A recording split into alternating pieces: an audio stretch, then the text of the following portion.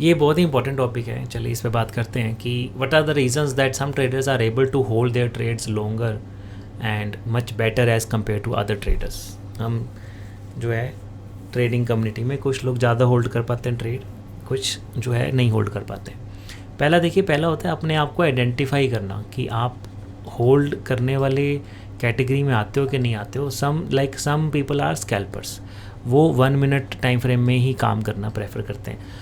वो they have accepted themselves कि हम स्कैल्पर्स हैं, हम बस ट्रेड आती है, हम क्या कहते हैं उसको ट्रेड लेते हैं और प्रॉफिट हो लॉस हो जो उसका रिजल्ट आता है और हम निकल जाते हैं बाहर, है ना। एक तो वो हो गए। तो उस कैटेगरी में अगर आप हैं तो फिर आपके लिए तो वीडियो ही नहीं है कि then you are not thinking about holding it. If you are thinking about holding it and you are in the scalper category तो फिर वो mismatch हो रहा है। So first you have to understand your identity in the market की what is your identity, कि आप उसको scalper category में आप हैं कि आप trade hold करने वाली category में। After this अगर आप hold करने वाली category में हैं then we have to see कि hold की definition क्या है।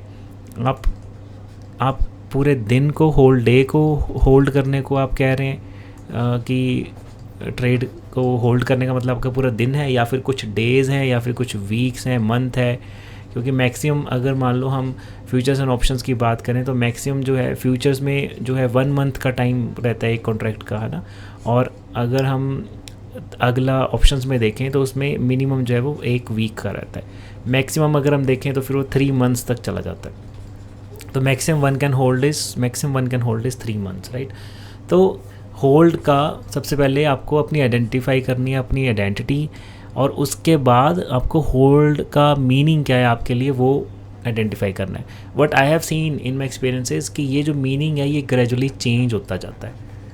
मान लो किसने ट्रेडिंग स्टार्ट करी, वो पहले स्कैल्पर होता है, फिर वो सोचता है कि अच्छा ठीक है स्कैल्पर में मैं 10 पॉइंट 20 पॉइंट निकाल पा रहा हूँ, मुझे ज़्यादा पॉइंट चाहिए तो मुझे थोड़ा सा दिन में थोड़ा लॉन्गर टाइम के लिए मुझे इसको होल्ड करना पड़ेगा। उसने कैसे आइडेंटिफाई करी ये चीज़? चार्ट्स को देख के, ऑप्शंस के चार्ट्स को देख के, फ्यूचर्स के चार्ट्स को देख के, इंडेक्स के चार्ट्स को देख के उसने ये चीज़ आइडेंटिफाई करी कि ठीक है मुझे जो है थोड़ा सा होल्ड ज़्यादा करना पड़ेगा। देन ग्रेजुअली वो थोड़ा और हम ग्रो होते हैं और हम चार्ट्स को देखते हैं। देन वी सी अच्छा ठीक है अब अगर हम 40 50 100 पॉइंट्स अगर हम पूरा डे होल्ड करके निकाल पा रहे हैं, इससे ज़्यादा अगर हमें पॉइंट्स चाहिए दैट मीन्स हमें कुछ डेज़ पे होल्ड करना पड़ेगा, ओवर द डेज़ होल्ड करना पड़ेगा। या फिर अगर हमें 100 पॉइंट से ज़्यादा पॉइंट्स चाहिए तो हमें ITM को जोड़ना पड़ेगा साथ में, और साथ में हमें फिर उसका होल्डिंग टाइम बढ़ाना पड़ेगा, है ना। चलो ये आगे कुछ बेसिक बातें कि होल्ड की डेफिनेशन जो है वो ग्रेजुअली चेंज होती है। आप ग्रेजुअली आपकी डेफिनेशन चेंज होती जाती है डिपेंडिंग ऑन आप कितने पॉइंट्स आप कैप्चर करना चाहते हो, राइट। उसके बाद अब अगला जो मेन पॉइंट है वो है कि इस वीडियो का जो टॉपिक भी है कि कैसे कुछ ट्रेडर्स जो है वो ज़्यादा टाइम होल्ड कर लेते हैं, कुछ नहीं कर पाते हैं, और कैसे इवेंचुअली इस होल्डिंग टाइम को बढ़ाया जा सकता है। तो सबसे पहले देखिए हमने नेचर ऑफ ट्रेडिंग को समझना है कि अगर ज़्यादा टाइम होल्ड करना है तो सेलिंग जो है उसी में ये चीज़ थोड़ी ज़्यादा पॉसिबल हो पाती है, बिकॉज उसमें टाइम आपके फेवर में होता है और थीटा डीके आपके फेवर में होता है, बेसिकली ग्रीक्स आपके फेवर में होते हैं एंड ऑल दैट। ये सब बेसिक्स आपको पता है, ठीक है। आई एम एज्यूमिंग कि मेरी ऑडियंस को ये सब बेसिक्स पता है। अब जो ये वैसे ये एज्यूम करना ठीक नहीं है, my bad, I am sorry. आप अगर कहते हो उसको बिगनर भी हैं या फिर आपको ट्रेडिंग की बिल्कुल भी नॉलेज नहीं है, पहली बार मेरी वीडियो देख रहे हैं, तो आप इसको थोड़ा सा एक्सप्लोर करेंगे और इस जर्नी को, तो you will get to know different Greeks क्या होते हैं, अल्फ़ा थीटा गामा वेगा ये सब क्या होता है। You will understand that. My apologies, I am sorry, I should not assume कि आपको ये चीज़ें पता है, ये सब, है ना। तो अब नेक्स्ट है कि जो लोग ज़्यादा टाइम होल्ड कर पाते हैं ना, वो भी एक अपने आप में एक स्किल है। That is also a skill. हमारे माइंडसेट पे कंट्रोल पाना, चार्ट्स को रीड करना, मार्केट को अनफोल्ड होने देना, that is also a skill जो कि विद टाइम प्रैक्टिस कर करके ही एक्वायर होता है। या तो आपको पहले से प्रैक्टिस मिली हो, आपने ट्रेनिंग ली हो, या आपको आपकी फैमिली में ट्रेडिंग बहुत टाइम से लोग कर रहे हो, तो आपको वहाँ से नॉलेज मिल जाती है कि अच्छा इसके बारे में आपको पता चलता है। या फिर आपको ये स्किल ही है जो कि आपको इवेंचुअली आप ग्रो करते हैं स्किल में अपने आप को, है ना। देन नेक्स्ट इज़ प्रोसेस पे ज़्यादा फोकस करते हैं जो होल्ड करते हैं लोग, वो प्रोसेस पे ज़्यादा फोकस करते हैं, वो जो PNL चल रहा होता है उस पे फोकस नहीं करते। मोस्ट ऑफ द टाइम वो उस P&L को देखते ही नहीं। ओवर द टाइम मैंने भी जो अपना P&L है वो देखना बहुत कम कर दिया। मेरा भी जो फोकस है वो अब प्रोसेस ओरिएंटेड होता जा रहा है। तो I am recording my journey, this my journey, जिसके थ्रू मैं निकलता हुआ जा रहा हूँ। और ये बिलीव मी, जैसे मैंने बनाया ना बड़े प्यार से कि ऐसे से निकलता जा रहा हूँ, ऐसे नहीं है, ये जर्नी ऐसे है, ऐसे मैं निकलता हुआ जा रहा हूँ इस जर्नी से। तो I am recording my journey so that over the time मैं आपके साथ जो है अपनी प्रेजेंट जर्नी, फ्यूचर जर्नी सारी जो है मैं शेयर करूँ, और कल को ये यूट्यूब कम्युनिटी में ये जो है मेरी जर्नी वो आप सबके साथ शेयर रहे। दूसरा सेकंड पॉइंट जो मैंने कहा, वो प्रोसेस पे ज़्यादा फोकस करते हैं, है ना, वो P&L पे ज़्यादा फोकस नहीं करते। दे नो कि ठीक है हमें चार्ज दिख रहे हैं, उसके हिसाब से P&L फ्लक्चुएट हो रहा होगा, दैट इज़ ओके। फिर वो बिल्कुल बॉटम टॉप को और बिल्कुल प्राइस के लो को, बिल्कुल प्राइस के हाई को पकड़ने की कोशिश नहीं करते। दे फोकस कि अच्छा स्पॉट पे इंडेक्स क्या कर रहा है। अगर मैं निफ्टी, बैंक निफ्टी की बात करूं, अगर मैं गोल्ड क्रूड की बात करूं, तो वहाँ पर चार्ट्स क्या कर रहे हैं, सपोर्ट के चार्ट क्या कर रहे हैं। जैसे कि यहाँ पर मैं गोल्ड का चार्ट लगा लेता हूँ 2 मिनट के लिए, आपको जस्ट दिखाने के लिए कि ये वीकली चार्ट है गोल्ड का, कि गोल्ड वीकली चार्ट पे क्या कर रहा है अब, और उन्होंने कहाँ पे ट्रेड इनिशिएट करी है। अब गोल्ड ने यहाँ पे रिजेक्शन लिया, कोई जुलाई का, ये 2020-21 का कोई टाइम है, गोल्ड ने यहाँ से रिजेक्शन लिया है 2000 के लेवल से।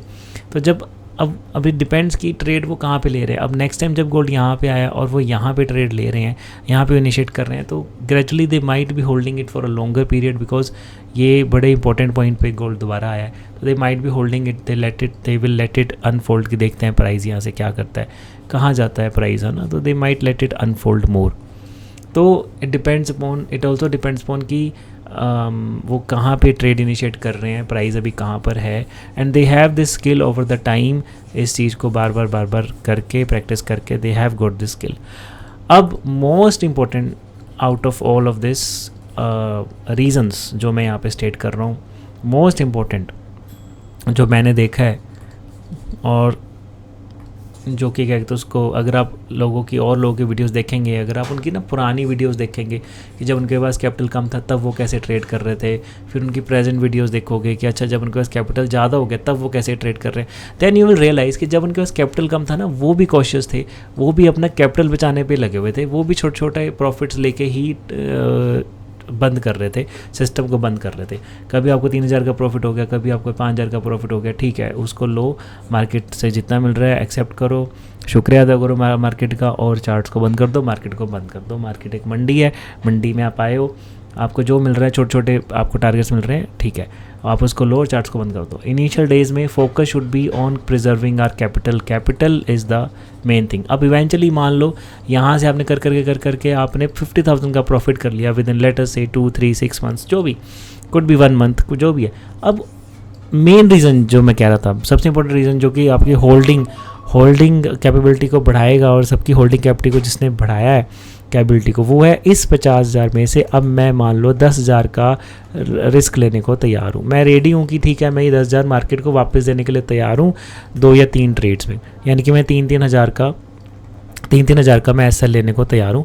बट उस 3,000 के लिए फिर then now I am planning कि फिर मेरे को अब टारगेट बढ़ा चाहिए, then I will wait for the opportunity कि अब वो वैसी अपॉर्चुनिटी आए दोबारा। जैसे अभी हम चार्ट्स पे देख रहे थे कि अगर मुझे ये चीज़ करनी है, मुझे ज़्यादा देर तक होल्ड करना है, तो फिर ऐसी अपॉर्चुनिटी भी आए चार्ट्स पे जब मैं अपनी ट्रेड इनिशिएट करूँ, जब मेरे को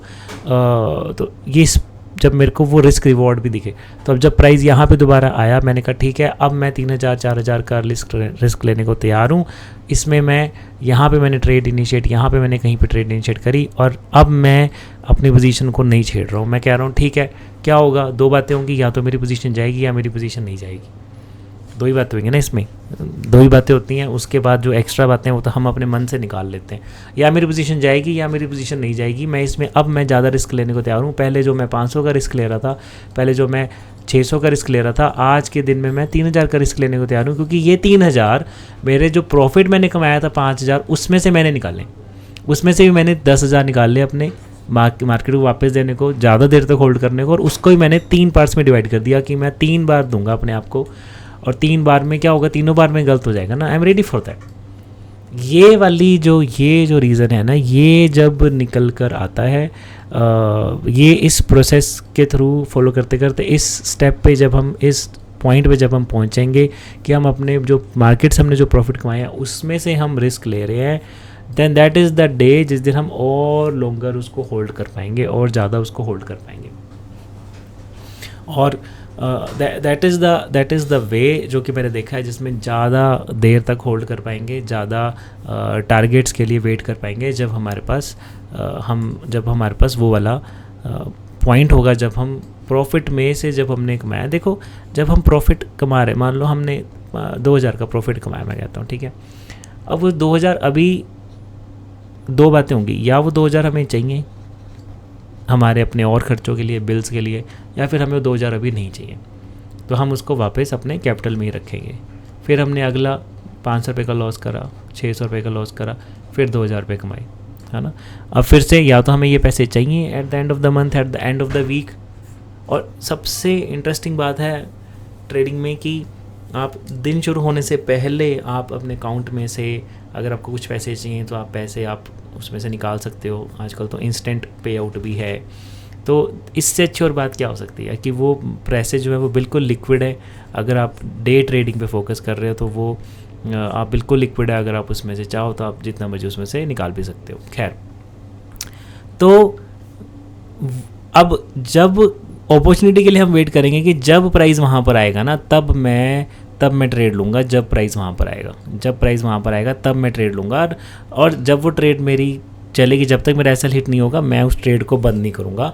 and I am ready to give my SL for this point. इसके लिए मैं अपना एसएल देने को तैयार हूँ जो कि मेरा प्रॉफिट में से मैंने निकाला है।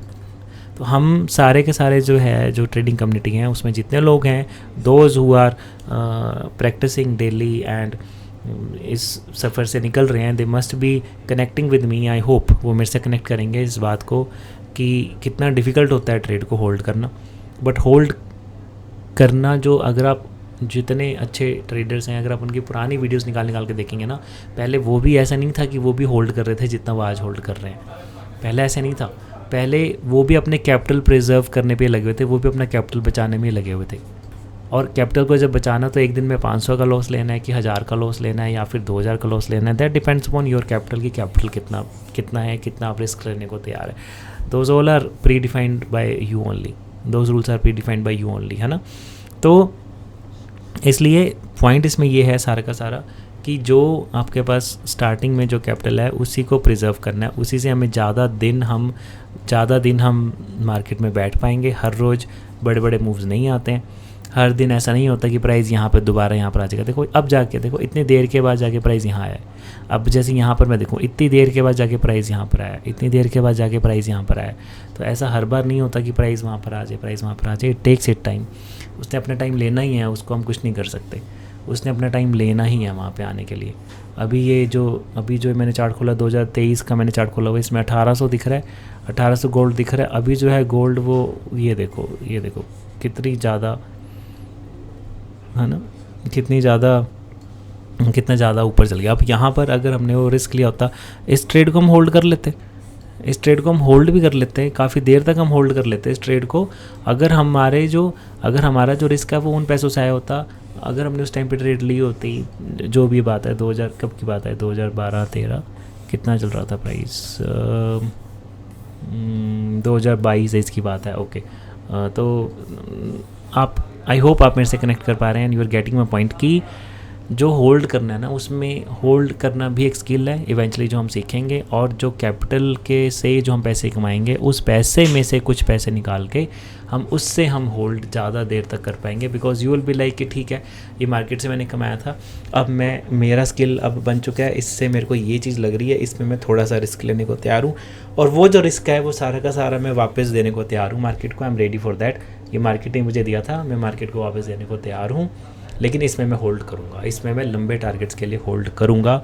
And that is the point, that is the day my dear friends, जब हम उसको होल्ड कर पाएंगे। Maybe for weeks, maybe for months, that depends upon you, that depends upon the expiry of the contract and all those things. तो आज की video में इतना ही। आई होप आपको मेरी वीडियो अच्छी लगी होगी। अगर आपको मेरी वीडियो अच्छी लगी होगी, आप मेरे से कनेक्ट कर पा रहे होंगे तो मेरे को पता लग ही जाएगा। कमेंट सेक्शन में आप मुझे ज़रूर बताएंगे ही। तो फ़िलहाल इस वीडियो में इतना ही, मिलते हैं अगली वीडियो में, है ना। और तब तक के लिए कीप पोस्टिंग, कीप सब्सक्राइबिंग।